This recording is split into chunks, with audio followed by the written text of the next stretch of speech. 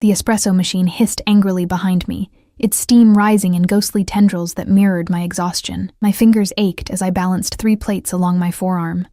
A skill perfected over 2 years at Bellanota, the only upscale Italian restaurant in our otherwise forgettable town.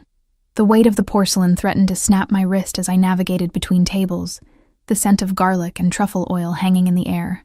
"Table 7 needs their check, Sophia." Marco, the floor manager, barked without looking up from his phone. Always demanding, never appreciating. I nodded silently, tucking a strand of chestnut hair behind my ear. My double shift had stretched to 12 hours, and the soles of my feet burned inside shoes 1 size too small. A thrift store necessity after my car repair last month drained what little savings I'd accumulated. The restaurant hummed with Thursday night chatter, wealthy patrons whose dinner bills exceeded my daily wages, clinking crystal glasses of wines, whose names I practiced pronouncing alone in my apartment. "Right away," I murmured, though Marco had already turned away, uninterested in my acknowledgement. I'd become good at this, being invisible. After Dad died 3 years ago, leaving me with medical bills and half-finished college credits, I'd learned to move through spaces without disrupting them, to serve without being seen. Tonight was no different, except for the growing ache behind my eyes that threatened to become a full-blown migraine. The front door chimed, and a gust of October air swept through the restaurant. I didn't look up. Marco would seat them, and I'd be assigned their table if they landed in my section. I was arranging silverware when I felt it. A strange shift in the atmosphere, like the air pressure dropping before a storm.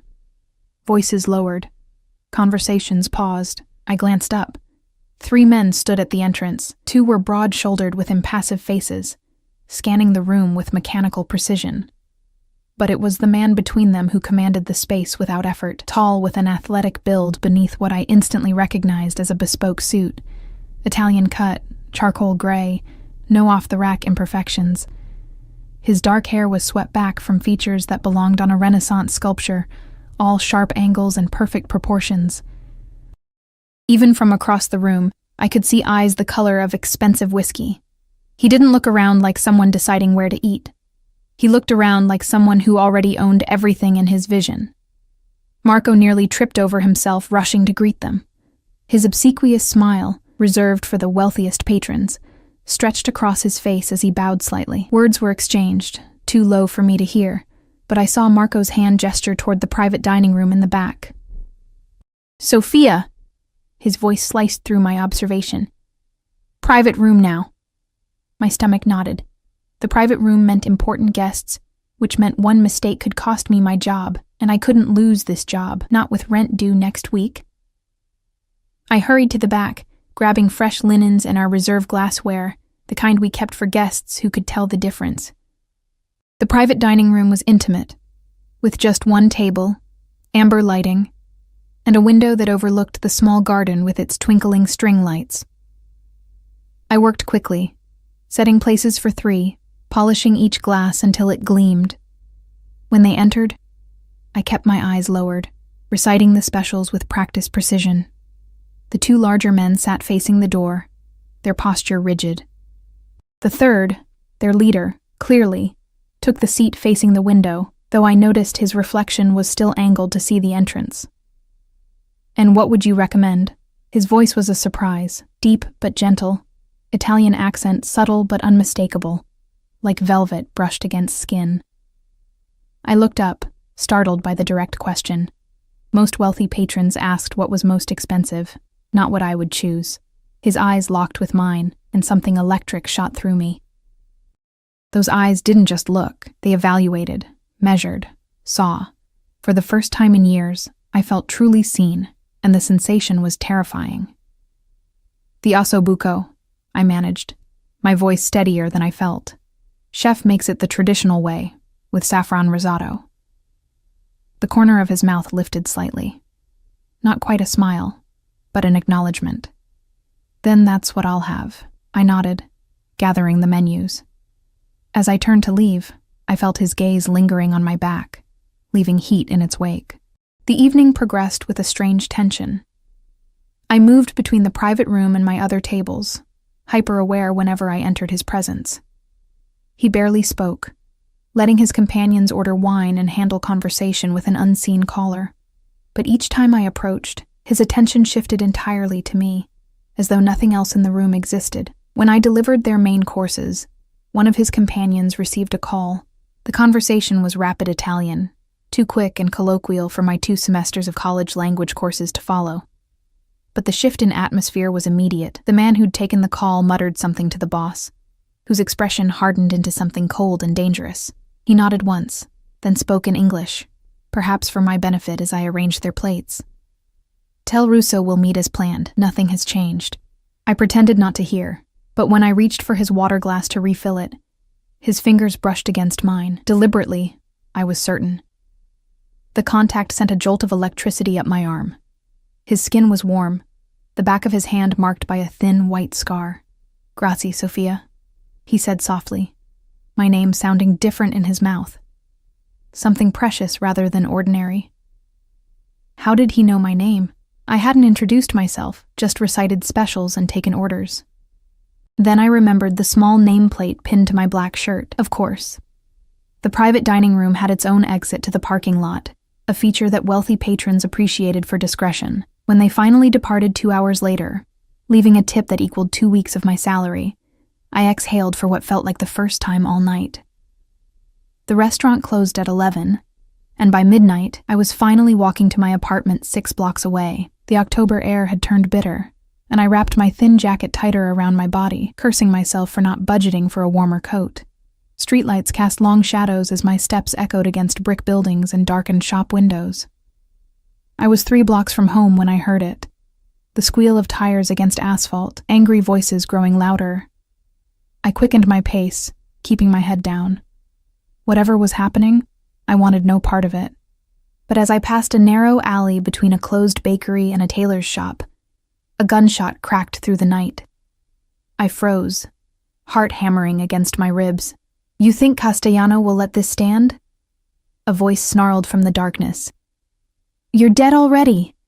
Another shot, closer this time.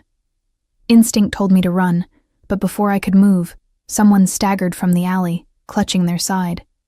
Blood seeped between their fingers, black in the dim light. It was him, the man from the restaurant. His perfect suit was torn, his face contorted with pain. Behind him, shadows moved in the alley, advancing. Our eyes met, and recognition flashed across his face. "Run," he commanded, voice strained but authoritative. I should have. Every rational thought screamed at me to flee, to save myself from whatever dangerous game I'd stumbled into. But something else, something deeper and far less logical, took control. Instead of running away, I ran toward him. He stared in disbelief as I reached him, slipping my shoulder under his arm to support his weight. "My apartment," I gasped. "It's close." More shouts from the alley. We had seconds before they emerged. With strength born from desperation, I half-dragged him across the street and down another alley I knew cut through to my block. His breath came in ragged bursts against my hair, his weight nearly buckling my knees. But somehow, we moved forward, his blood warm and sticky against my side. "Why?" he managed, the single word heavy with pain and confusion. "I don't know," I answered honestly, guiding him around a corner, and I didn't. I couldn't explain the impulse that made me risk everything for a stranger who had looked at me like I mattered. We reached the back entrance of my apartment building, an aging structure with a perpetually broken security door. I fumbled with my keys, hyper-aware of his labored breathing and the distant sounds of pursuit. My third-floor walk-up nearly defeated us. By the time I unlocked my apartment door and helped him inside, his face had gone ashen, sweat beading along his hairline despite the cold. "Bathroom," I directed, guiding him through my tiny living space, suddenly self-conscious of the second-hand furniture and bare walls that marked my existence. I eased him onto the closed toilet lid and frantically searched the cabinet for the first aid kit I'd assembled after one too many waitressing injuries. "They'll be looking," he said, eyes struggling to focus. "You shouldn't have—" "Don't talk," I interrupted, surprising myself with my boldness.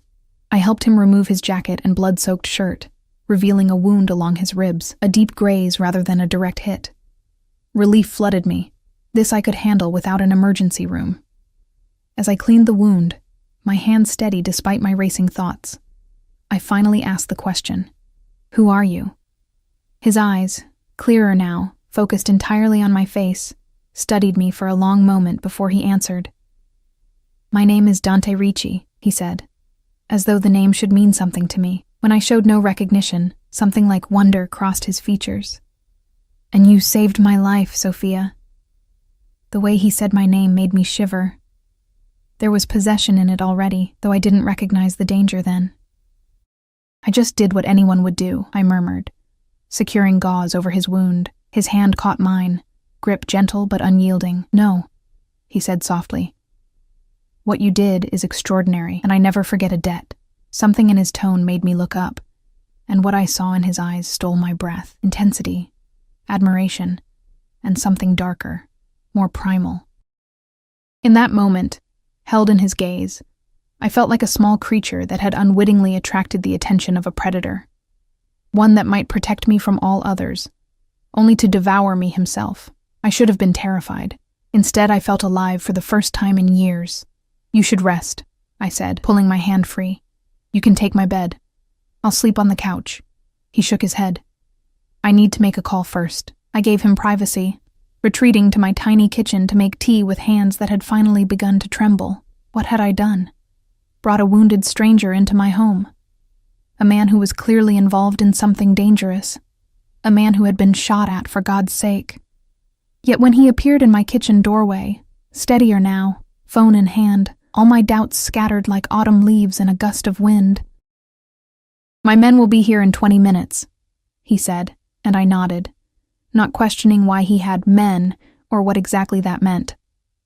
Some truths are better left unspoken, at least for one night. "The tea is ready," I offered lamely, as though we were old friends having a normal evening. He smiled then, a real smile that transformed his face from intimidating to devastating. "Grazie, Sophia." Neither of us knew then how those simple words would be the beginning of everything that followed. How that night, that single impulsive decision to help instead of run, would reshape my entire existence. That by saving Dante Ricci, I had changed the course of both our lives irrevocably, and that by morning, I would belong to him in ways I couldn't yet imagine. Morning arrived with golden light streaming through my threadbare curtains, and the disorienting awareness that something fundamental had changed. For a moment, I lay on my lumpy couch, staring at the water stain on my ceiling, trying to convince myself that last night had been a stress-induced hallucination. The smell of expensive cologne lingering in my apartment said otherwise. Dante had left shortly after his men arrived.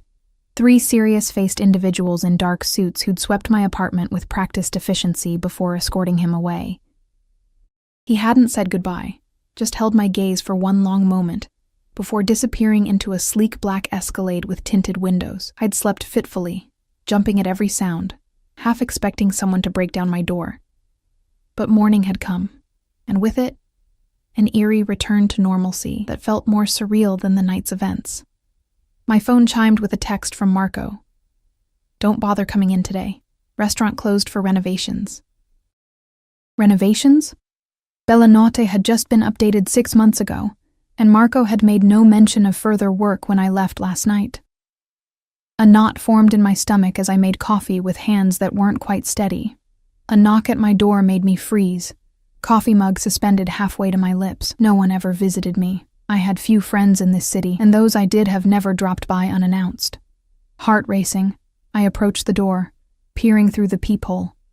A young woman stood in the hallway, holding a large white box. She wore a crisp uniform I didn't recognize, her posture professional and patient. I opened the door cautiously, chain still in place. "Miss Sophia Calloway?" she asked, her voice briskly efficient. I nodded, wondering how she knew my full name when I only wore Sophia on my nameplate at work. "Delivery for you." She extended the box through the narrow opening. "The car is waiting downstairs when you're ready." "Car? What car?" "I didn't order anything, and I'm not expecting—" "Mr. Ricci sends his regards," she interrupted smoothly. "He's requested your presence for lunch. The car will wait as long as necessary, but he hoped you might be available at noon." My mouth went dry. Mr. Ricci? Her expression remained neutral, but something like sympathy flickered in her eyes. I suggest you open the box, Miss Calloway. After she departed, I carried the box to my kitchen table, lifting the lid with trembling fingers. Nestled in tissue paper lay a dress of deep emerald silk that shimmered like water when I lifted it. Beneath it, a pair of Italian leather heels that would have cost 2 months of my salary. A small cream-colored card bore a handwritten note in elegant script, a small token of gratitude. Please join me. Dr.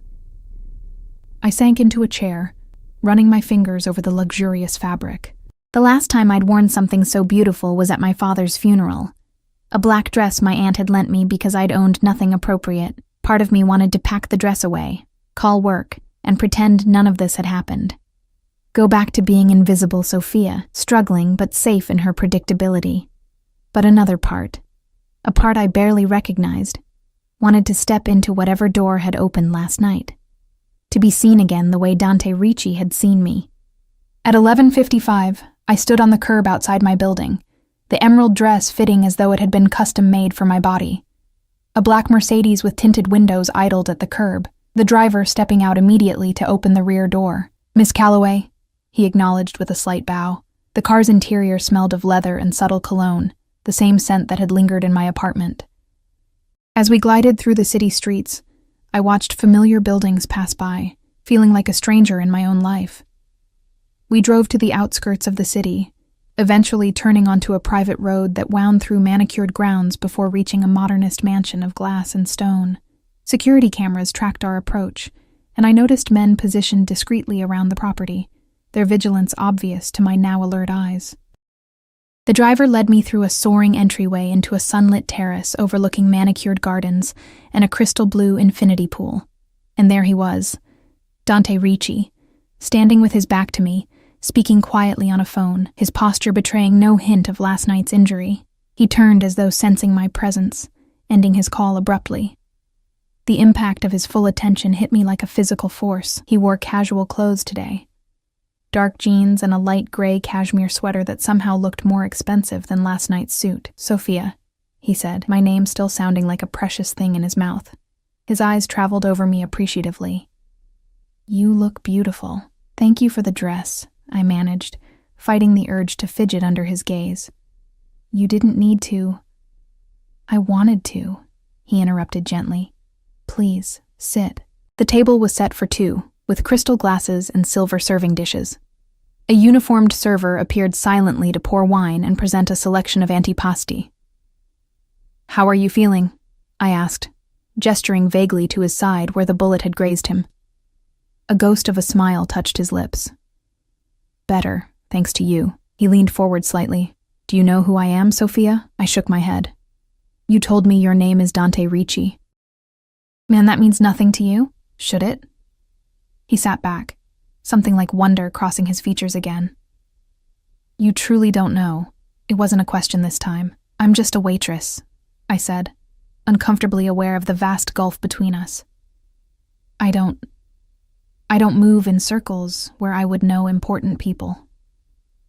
And yet you risked your life for a stranger. His voice had softened, his eyes never leaving my face. Why? I looked down at my plate, struggling to articulate what I barely understood myself.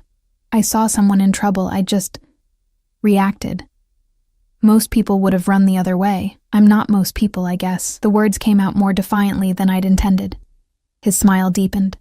No, you certainly are not. The lunch progressed with Dante asking questions about my life, my childhood in a small town upstate, my father's long illness that had drained our modest savings, my abandoned nursing degree. He listened with an intensity that made each mundane detail of my existence seem fascinating. In turn, he shared little about himself. Born in Naples, raised between Italy and America, now heading family businesses in both countries. He spoke of his mother with reverence, mentioned travels to places I'd only seen in magazines, and skillfully deflected whenever the conversation approached anything too personal. Your restaurant is closed today, he said casually as dessert was served. I looked up sharply. How did you know that? He took a sip of espresso, watching me over the rim of the cup. I own it now. The fork slipped from my fingers, clattering against fine china. You... What? I purchased Bella Not this morning. The previous owner was eager to sell. But why? Dante set his cup down deliberately. The men who attacked me last night know I dined there. It wouldn't be safe for anyone associated with the restaurant if ownership remained the same. Cold realization washed over me. The people after you, they're dangerous. Yes. And now they might connect me to you because I helped you. His expression grew serious. I would never allow harm to come to you, Sophia. The way he said it, absolute, final, sent a shiver down my spine. Not a reassurance, but a declaration of possession. I should go, I said suddenly, standing up. Thank you for lunch and for the dress, but I can't. Can't what? He rose in one fluid motion. No evidence of injury in his movements. Accept my gratitude, or are you afraid of something else? I met his gaze directly. I'm afraid of what helping you has started. He moved toward me then, his steps measured and deliberate, like a predator approaching skittish prey. When he stood before me, close enough that I could feel the heat radiating from his body, he raised one hand to brush a strand of hair from my face. What it started, he said softly, was something inevitable. From the moment you entered that private dining room, Sophia, I noticed you. Not just your beauty, though you possess that in abundance. I noticed how you moved through the world, strong yet unnoticed, bearing burdens without complaint. His fingers trailed along my jaw, igniting nerve endings I hadn't known existed. And then you saved me, without thought for yourself. Do you have any idea how rare that is in my world? How precious? I swallowed hard, caught between the urge to lean into his touch and the instinct to flee. What exactly is your world, Dante? Because I get the feeling it's not one I belong in. Something darkened in his eyes. My world is complicated, yes. But you've already stepped into it. Whether you intended to or not, a discreet cough interrupted us. One of Dante's men stood at the terrace entrance, his expression apologetic but urgent. A moment, Sophia, Dante said, stepping away. They spoke in rapid Italian, too low for me to hear. I watched Dante's posture change subtly, the casual demeanor hardening into something more commanding, more dangerous. When he turned back to me, his expression had shifted. A decision clearly made. I need to attend to something, he said. All business now. Antonio will drive you home. Dante, I began, not sure what I wanted to say, only certain that I couldn't simply return to my life as though none of this had happened. He moved closer again, this time taking my hand in his. I'll come to you tonight, he promised, his thumb brushing over my knuckles. There are things we need to discuss. The drive back to my apartment was silent, my mind racing with questions I was afraid to ask. Antonio escorted me to my door, his vigilance making it clear he wasn't just a driver, but a bodyguard. Mr. Ricci values your safety above all else, Miss Calloway, he said before departing, the statement carrying weight beyond its simple words. Alone in my apartment, I changed out of the beautiful dress, carefully hanging it in my closet beside my shabby everyday clothes. The contrast was jarring, like my life had been before yesterday, and whatever it was becoming now. I tried to distract myself with mundane tasks, but every sound from the hallway made me jump, anticipating Dante's arrival. By evening, my nerves were stretched thin, questions multiplying with each passing hour. Who exactly was Dante Ricci?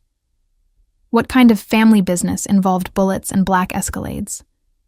And most importantly, what did he want from me?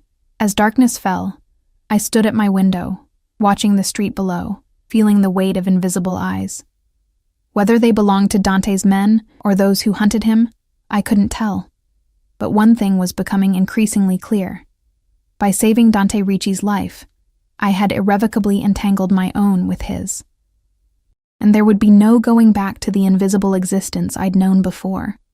Night had fully descended when 3 sharp knocks sounded at my door. I'd been perched on the edge of my sofa for hours, alternating between anxiety and a strange, electric anticipation. The sound still made me jump. Through the peephole, I saw Dante standing alone in the hallway, his powerful frame filling the narrow space. No bodyguards visible, though I suspected they weren't far away. He'd changed into a black sweater and dark pants, casual, yet immaculate.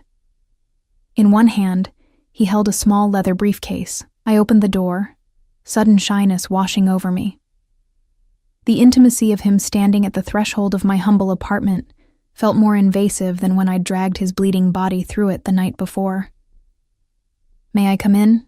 he asked formally, as though we were strangers.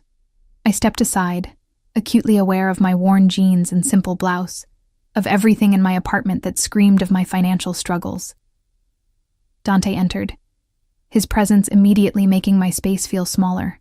His eyes swept the room in that now familiar assessing way before settling on me. "We need to talk, Sophia." His voice was gentle but firm. "About what happened last night?" I asked, gesturing for him to sit. He chose the armchair, setting the briefcase beside him. "About what happens next." The way he said it, declarative rather than questioning, sent a flutter of unease through me. I perched on the edge of my sofa, hands clasped tightly in my lap. "The men who attacked me work for a rival family," he began without preamble. "The Castellanos. We've maintained an uneasy peace for years, but recently, tensions have escalated. Last night was an assassination attempt." "Because of something called Russo?" I asked, remembering the conversation I'd overheard at the restaurant. His eyebrows lifted slightly, impressed or perhaps concerned by my recall. "You were paying attention." "I notice things," I said simply. "It's how I've survived." Something softened in his expression. "Yes, Russo is a complication, a former associate who's playing both sides. I was meeting him to resolve the situation when I was ambushed." I took a deep breath. "And these Castellanos, they saw me help you." "Possibly," he conceded. "Which puts you in danger, Sophia. A danger for which I am entirely responsible." "I made my own choice," I countered. "Yes, you did." He leaned forward, elbows on his knees, eyes holding mine with that magnetic intensity. "But choices have consequences, and I will not allow you to suffer for showing me compassion." "What does that mean exactly?" He opened the briefcase, removing a thick envelope. Inside are documents for a new identity, a bank card connected to an offshore account with sufficient funds to start a new life, and tickets to anywhere you wish to go. You can disappear tonight, begin fresh somewhere the Castellanos would never find you. I stared at the envelope, shock rendering me momentarily speechless. "You want me to just vanish? Leave everything behind? It would be safest," he said, though something in his tone suggested the words cost him. I stood abruptly, anger flaring through me. "This is my home, my life. I'm not running away because some Mafia war spilled into it." The moment the words left my mouth, I regretted their bluntness. But Dante didn't flinch at the accusation. "Then there's the second option," he said quietly. "Which is? You come under my protection, officially." I frowned. "What does that mean? Officially?" He stood now, too, closing the distance between us with 2 measured steps. Up close, I could see the flecks of amber in his eyes, smell the subtle cologne that clung to his skin. In my world, Sophia, there are clear boundaries, clear signals of who belongs to whom. To protect you properly, those signals would need to be unambiguous. "Belong?" I repeated, the word igniting something dangerous inside me. "I don't belong to anyone, Dante." His hand rose to cup my cheek, the contact sending electricity racing across my skin. "Not yet," he murmured, his thumb brushing my lower lip. "But you could." I stepped back, needing distance to think clearly. "So those are my options? Run away forever or become your... what? Your possession?" Something dangerous flashed in his eyes. "My woman, under my name and my protection. And if I choose neither?" My voice was steadier than I felt. "Then I would have men stationed outside your door day and night, following your every move, intercepting every threat. You would live in a cage of my making, safe but never free." His honesty was brutal, unapologetic. "I don't recommend this option." I turned away, moving to my small kitchen window that overlooked an alley below. A black SUV idled there, confirmation that his men already watched my building. "Why not just let me take my chances?" I asked softly. "I saved you, yes, but that doesn't make me your responsibility." He moved behind me, not touching but close enough that I felt his breath stir my hair. Because I protect what's mine, Sophia. And from the moment you dragged me through the darkness, something in me recognized you as mine. I turned to face him, our bodies inches apart in the narrow kitchen. You don't even know me. I know enough. His voice dropped lower. I know you're stronger than you believe. I know you've been carrying burdens alone for too long. I know when our eyes first met, you felt the same recognition I did. My pulse raced traitorously because he was right. I had felt something, a connection that defied logic or reason. What would it mean? I whispered. Being yours. His eyes darkened. You would move into my home. You would be introduced as mine. You would want for nothing. Your father's medical debts cleared. Your education completed if you wish it. And in return? Loyalty, he said simply. And your presence at my side. My body, you mean? I challenged, heat rising to my cheeks. A ghost of a smile touched his lips. I won't pretend I don't desire you, Sophia, but I would never take what isn't freely given. And if the Castellanos are dealt with, if the danger passes, you would be free to go, he said, though something in his expression suggested he didn't believe that day would come, or that he would let it. I stepped away, needing space to breathe. This is insane. Yesterday I was just a waitress. Now I'm choosing between exile and becoming... what? A mafia boss's girlfriend? His laugh was unexpectedly warm. Such American terms. In Italy we would say companion, or perhaps eventually something more permanent. The implication sent a shock through me. I need time to think. Time is a luxury we may not have. He countered, reaching for my hand. The touch was gentle but insistent, drawing me back to him. The Castellanos are not known for their patience. Neither, if I'm honest, am I. His proximity was intoxicating, clouding my judgment. I pulled my hand free. One day, I insisted. Give me 1 day to decide. He studied me for a long moment before nodding once. Until tomorrow night, then. But you won't leave this apartment without my men accompanying you. Fine, I conceded, knowing arguments would be futile. Dante reached into his pocket, extracting a slim phone. This is secure. My number is the only one programmed. Call if you need anything at all. As he prepared to leave, he paused at the door, turning back to me with an expression I couldn't quite decipher. Possessive, yet vulnerable. Whatever you choose, Sophia, know this. What I feel for you is not gratitude. It's something far more dangerous. After he left, I sank onto my couch, mind spinning with impossible choices. I'd spent years constructing a life of careful independence after my father's death had left me alone in the world. Struggling, yes, but answering to no one. Now Dante Ricci offered security wrapped in golden chains. Sleep evaded me that night. I paced my apartment, weighing options that seemed equally impossible. Leave everything behind, my few friends, my father's grave that I visited monthly with fresh flowers, the city I'd come to know as home, or step into Dante's world of wealth and danger, becoming attached to a man whose business clearly operated outside the law. Dawn found me at my kitchen table, the secure phone Dante had given me lying before me like a challenge. On impulse, I picked it up and dialed. Sophia. He answered immediately, his voice alert despite the early hour. Is everything all right? I need to see you, I said, surprised by my own boldness. But not at your mansion. Somewhere neutral. A pause. Then, there's a place. I'll send Antonio in an hour. The place turned out to be a small, private beach north of the city.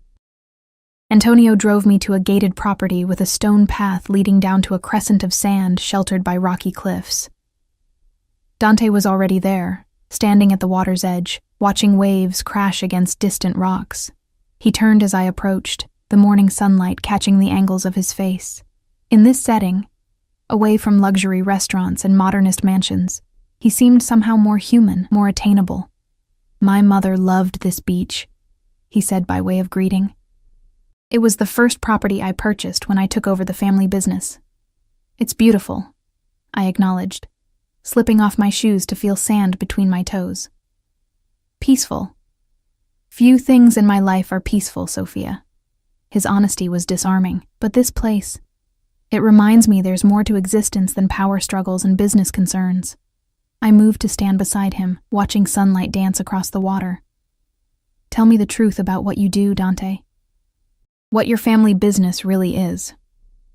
He was quiet for a long moment, measuring his words. My grandfather came to this country with nothing but determination and old-world skills. He built an empire from the ground up.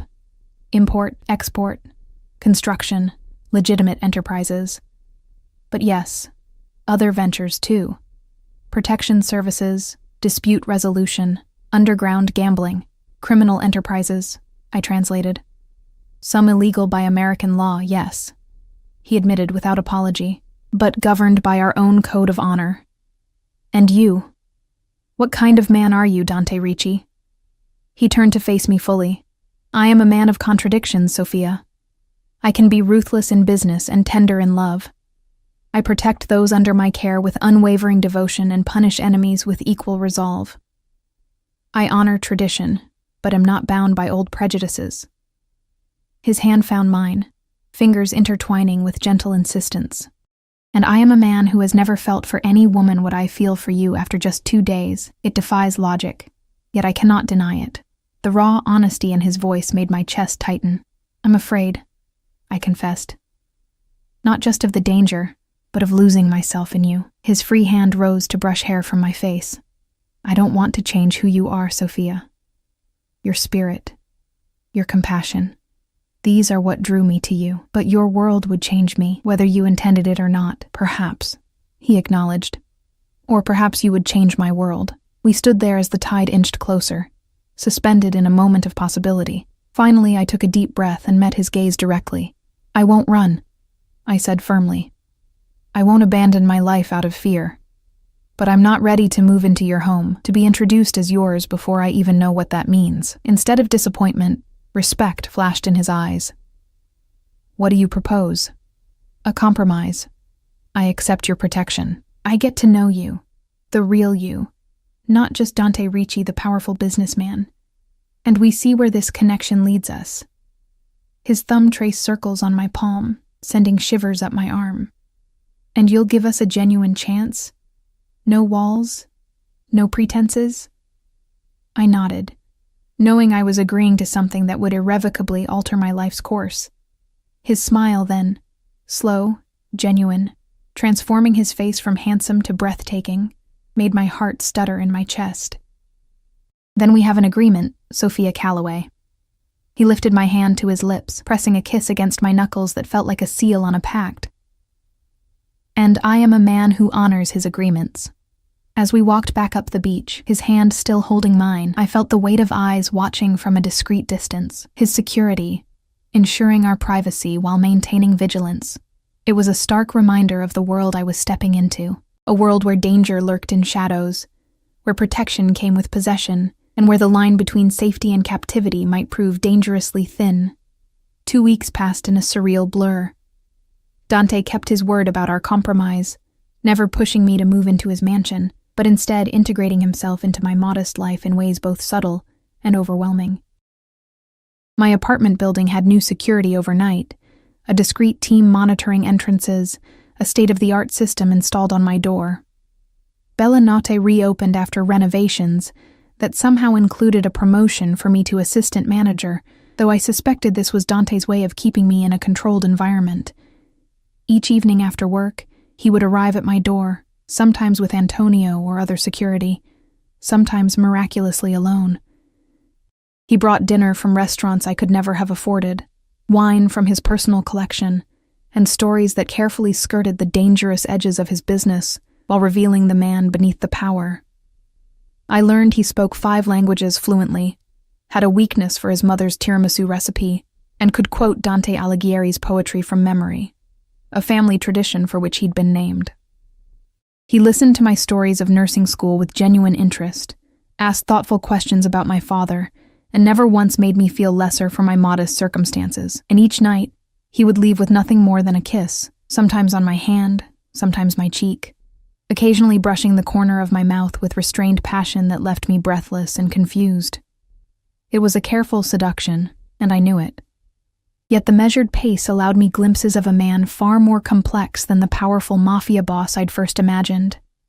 Tonight, he'd insisted on cooking himself, arriving with bags of fresh ingredients and taking over my tiny kitchen with commanding efficiency. The domesticity of Dante Ricci chopping vegetables in my apartment was so incongruous, I couldn't help but laugh.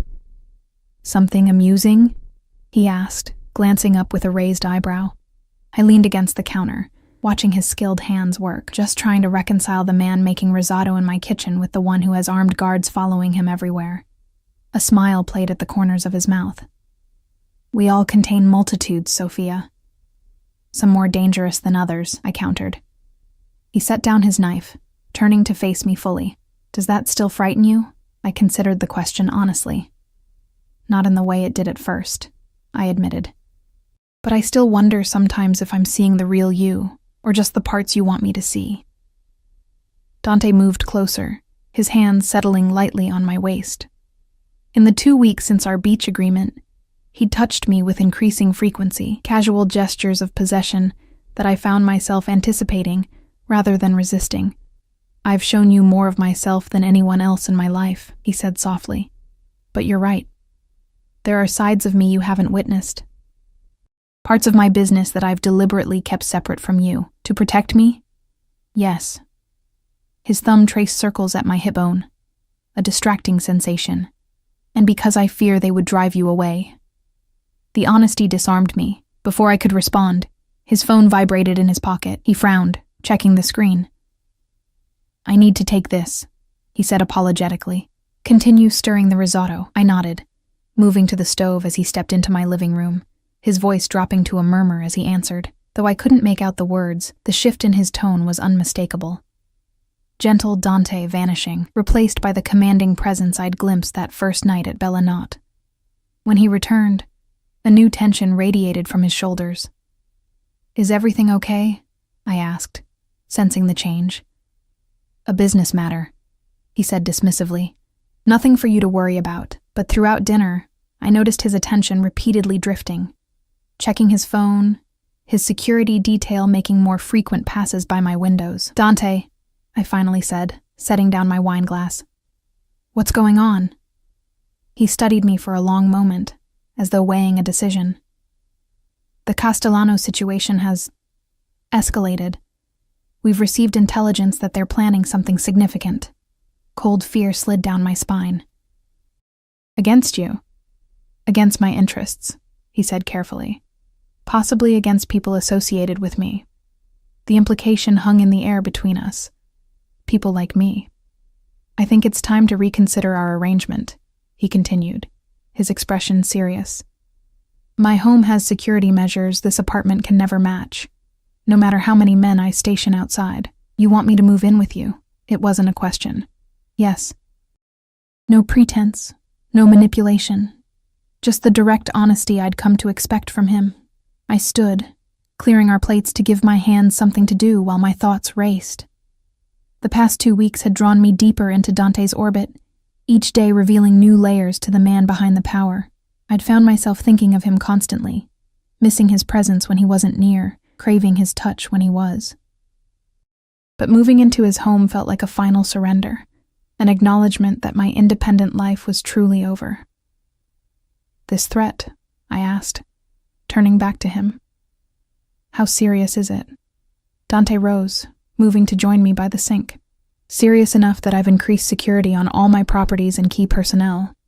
Serious enough that I haven't slept properly in 3 nights, knowing you're here instead of where I can personally ensure your safety."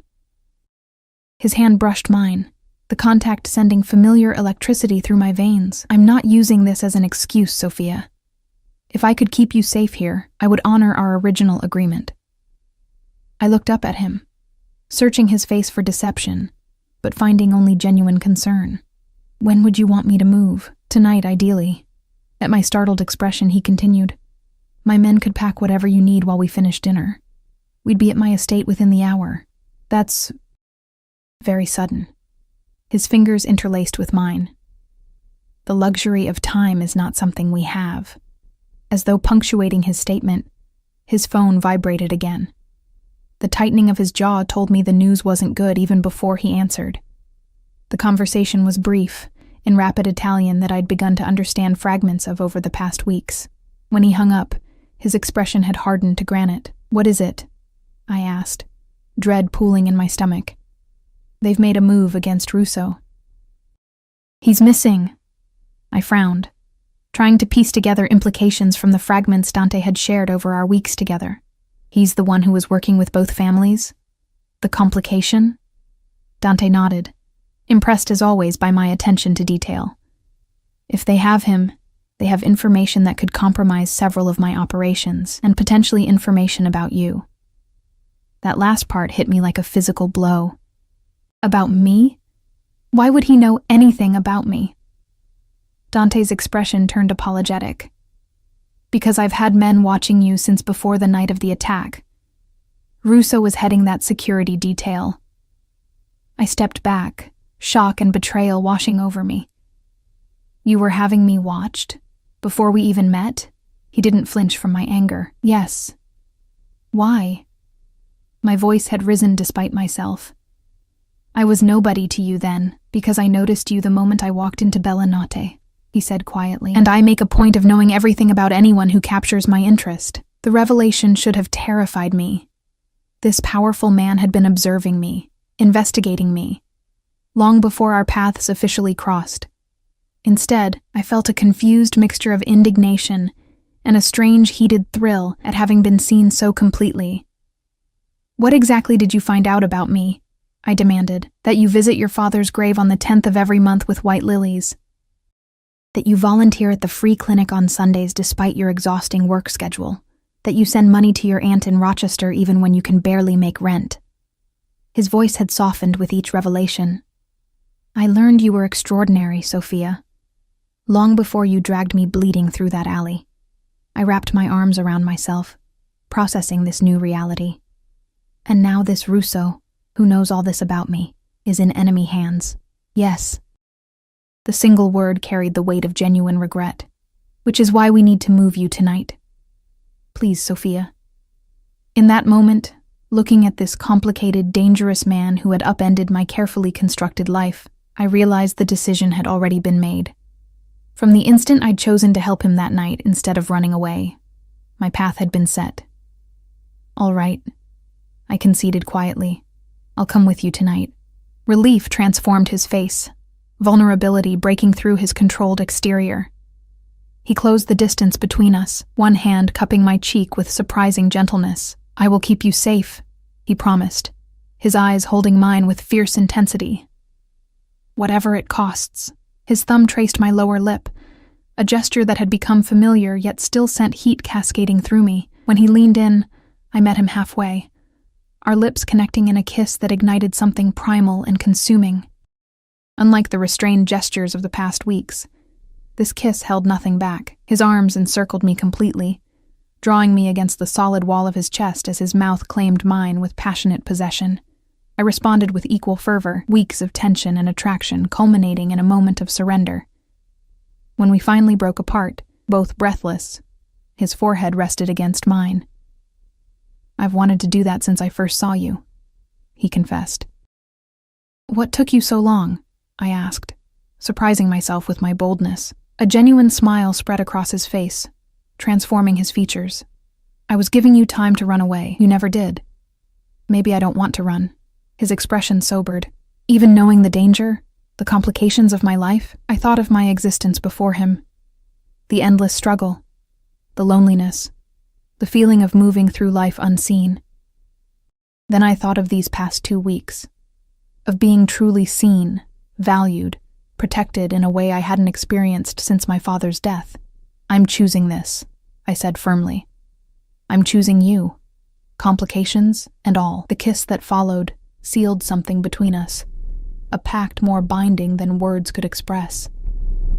When Antonio and 2 other security men arrived to pack my belongings, Dante kept me close, his hand rarely leaving mine, as I indicated what to take and what to leave.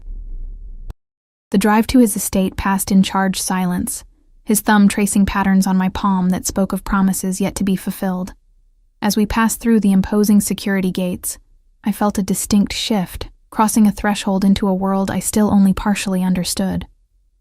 The mansion was quiet at this late hour, staff appearing briefly to take my modest luggage before disappearing with practiced discretion. Dante led me through soaring halls to a wing I hadn't seen during my previous visit. "These are my private quarters," he explained, opening double doors to reveal a spacious suite decorated in tasteful masculinity, dark woods, leather furniture, and expansive windows overlooking moonlit gardens. "You'll stay here tonight," he continued, gesturing to a connecting door. "Your rooms are through there. I had them prepared after our agreement at the beach, hoping you might eventually accept them." The presumption should have annoyed me, but instead I felt a strange warmth at the evidence of his certainty, his patience in waiting for my decision rather than forcing it. "Dante," I said, stopping him as he moved to show me my rooms, "I don't want to be alone tonight." His eyes darkened, desire plainly visible. "Sophia." "I know what I'm asking," I continued, stepping closer. "I'm not afraid anymore. Not of you. Not of what's between us." His hand cupped my face, thumb caressing my cheek. "Once you truly become mine, there's no going back.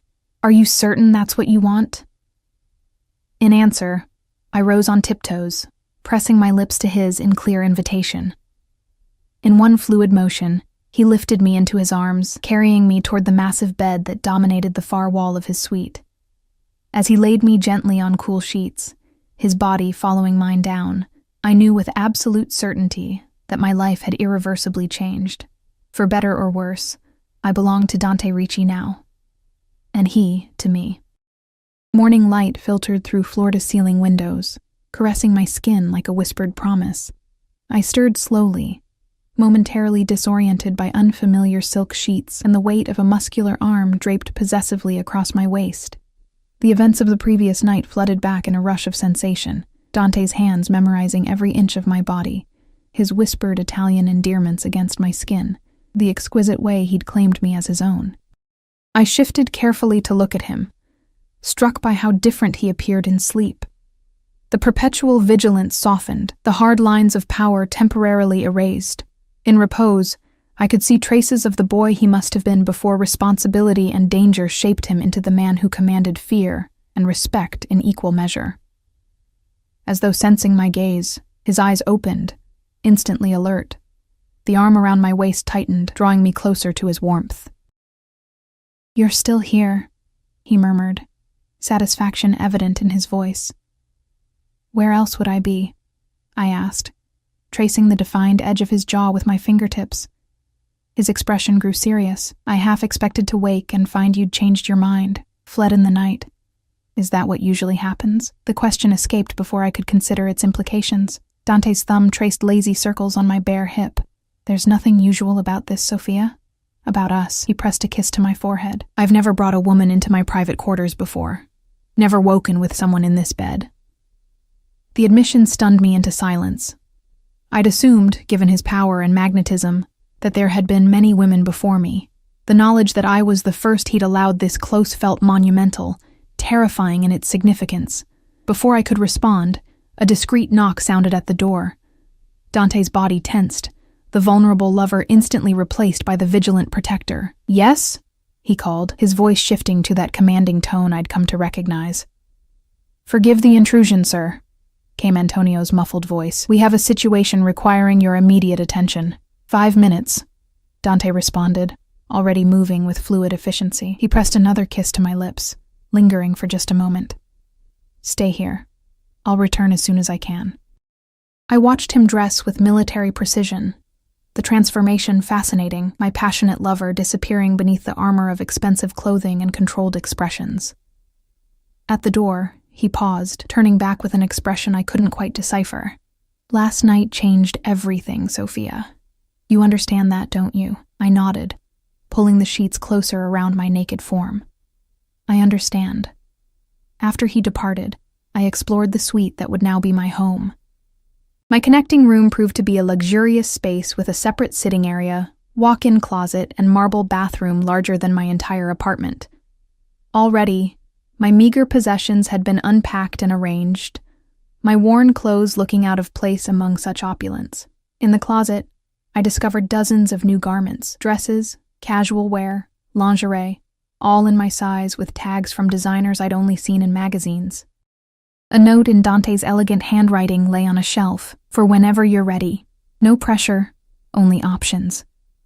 The thoughtfulness of the gesture, providing without demanding, brought unexpected tears to my eyes. After showering in the marble sanctuary of a bathroom, I selected simple jeans and a sweater from my own clothes, a small act of independence in this new life of luxury and protection. When I emerged from the suite, a woman in a crisp uniform waited in the hallway. "Miss Calloway," she greeted me with a respectful nod. "I'm Maria, the head of household staff. Mr. Ricci asked me to assist you with anything you might need and show you to breakfast when you're ready." "Where is Dante?" I asked, still unaccustomed to the formality surrounding him. "Mr. Ricci is in his office attending to urgent business. He asked that you make yourself comfortable and said he would join you as soon as possible." Maria led me through the mansion's labyrinthine corridors to a sun-drenched breakfast room overlooking the gardens. A spread that could have fed 10 people awaited. Fresh fruit, pastries, eggs, Italian espresso in a silver pot. "Is someone joining me?" I asked, gesturing to the abundance. Maria smiled gently. "Mr. Ricci wasn't sure what you might prefer, so he requested everything." Of course he had. Dante's approach to life seemed to be comprehensive acquisition.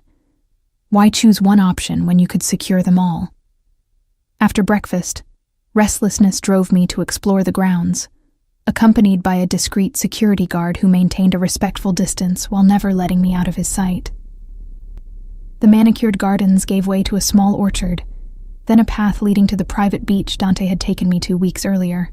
I stood at the shoreline, waves lapping at my feet, contemplating how dramatically my life had changed in such a short time. From struggling waitress to the companion of one of the most powerful men in the city, now ensconced in luxury and danger in equal measure. It's a lot to absorb, isn't it? I turned to find Dante approaching, his formal business attire replaced by casual clothes similar to what he'd worn during our first beach meeting. Despite the relaxed clothing, tension radiated from him, evident in the set of his shoulders and the tightness around his eyes. "The situation with Russo?" I asked, instantly alert to his mood. A ghost of a smile touched his lips. "You're becoming dangerously perceptive, Sophia. Is that a problem?" He reached for my hand, interlacing our fingers. "Not with me, but in my world, noticing too much can be complicated." "Tell me," I insisted, "if I'm truly part of your life now, I need to understand what we're facing." He studied the horizon for a long moment before answering. "Russo's body was found this morning. The Castellanos made their message clear. Cold dread washed over me." "What message?" "That they know who matters to me." His grip tightened on my hand. "They left evidence that they've been watching you. Watching us. Photos of you leaving your apartment, entering Bella Notte. Of us at this beach weeks ago." The implications sank in with nauseating clarity. "So I was right to be concerned about being followed." "Yes. No sugarcoating, no gentle evasions, just honesty, however brutal. It was one of the things I'd come to value most about him. The threat is no longer theoretical, Sophia. They're making a direct move against what they perceive as my vulnerability." "Me," I said softly. Dante turned to face me fully, his hands framing my face with unexpected gentleness. "You are precious to me," he said, his voice low and fierce. "But you are not my weakness. They've miscalculated badly if they think threatening you will make me retreat." The possessive intensity in his eyes should have frightened me. Instead, I found myself leaning into it, drawing strength from his absolute certainty. "What happens now?" I asked. "Now I end this," he stated simply. "Permanently." I swallowed hard, understanding the implications. "By whatever means necessary?" "Yes." His thumb stroked my cheek, a tender contrast to the coldness in his voice. "I've spent 2 weeks trying to resolve this situation diplomatically, hoping to shield you from the uglier aspects of my business. That option is no longer viable." "Because of me," I whispered, guilt washing over me. "No." His denial was sharp, brooking no argument, because they made a choice to escalate beyond acceptable boundaries. This was always their endgame, Sophia. They've been looking for an excuse to move against my family for years. He guided me to sit on a weathered driftwood log, keeping my hand firmly in his. I need you to understand something. What I feel for you, what we began last night, it changes everything for me. But it changes nothing about who I am, or what I must sometimes do. You're warning me, I realized, studying his expression, making sure I know what I've gotten myself into. Yes. I took a deep breath, gathering my thoughts. When I dragged you bleeding through that alley, I made a choice. When I moved here last night, I made another. I'm not naive, Dante. I understand there are parts of your world I may never fully comprehend or condone. But I've chosen you, all of you, not just the parts that are easy to love. Something shifted in his eyes, a vulnerability that made my chest tighten. Love, he repeated softly, the word hanging between us like a question. I hadn't meant to use that word so soon, but now that it had escaped, I couldn't take it back.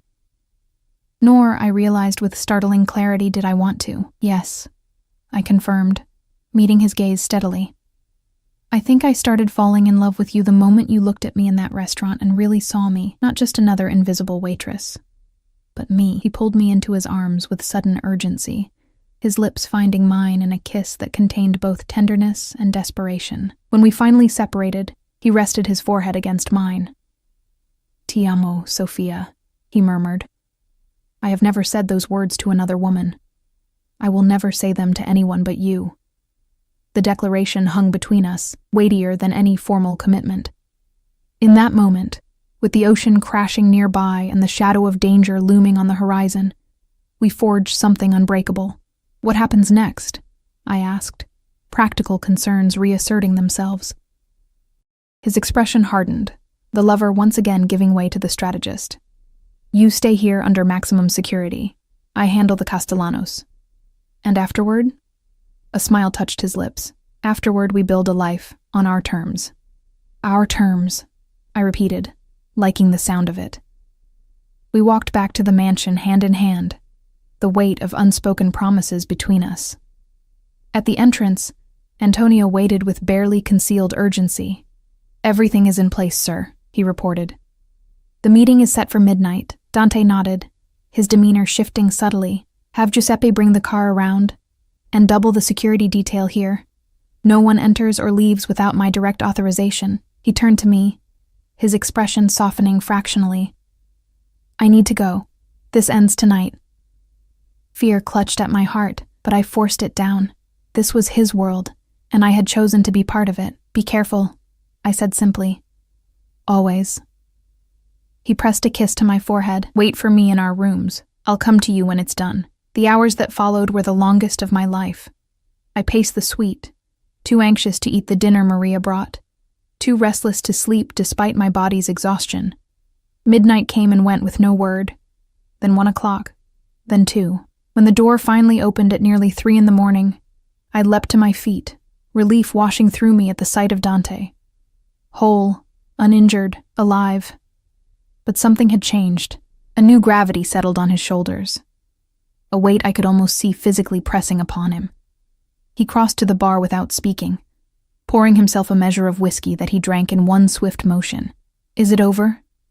I asked quietly. Yes. He set down the glass with careful precision. The Castellano threat has been neutralized. I didn't ask for details. Some things were better left in the shadows. Instead, I crossed to him, wrapping my arms around his waist and resting my head against his chest. His heartbeat, strong and steady beneath my ear, grounded me in the reality that mattered most. He had returned to me. Slowly, his arms encircled me, the tension in his body gradually easing as we stood in silent communion.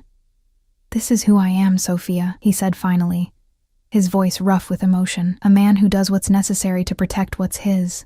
Can you truly accept that? I looked up at him, seeing both the dangerous power and the vulnerable humanity that made him who he was. I accept all of you, I said simply. The good, the bad, the complicated.